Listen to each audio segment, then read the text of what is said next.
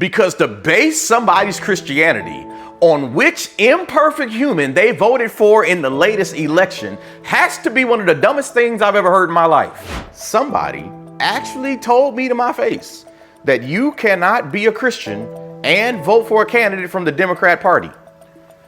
And y'all, I almost lost it. And I had to explain to them that neither the Democratic Party or the Republican Party has a monopoly on the Word of God or obeying the teachings of Jesus Christ. Both sides fall short of everything that is taught in our Bible. Matter of fact, if we look at the Old Testament, we understand that God never intended for us to be voting for a president or for a king in the first place.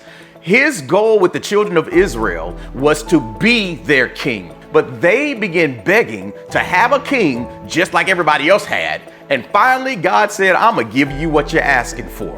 And the person just stood there looking at me with their mouth kind of open because they didn't expect me to call them out on this foolishness that they were trying to dress up as faith. It is rare for me to run into anybody that 100% agrees with anybody that they vote for. But for some reason, when it comes down to what's happening between Democrats and Republicans, anybody that votes for a candidate must 100% agree with everything that they run for? Where they do that at? I myself have voted in the past, Republican, Independent, and Democratic. Every person I've ever voted for, I ain't never agreed with 100% of what they stand on. This is why I be telling folks, just write Jesus down. just fill Jesus in on the ballot, because he's the only perfect candidate we gonna ever have. And as long as we are voting for people, here's the one thing I will tell you.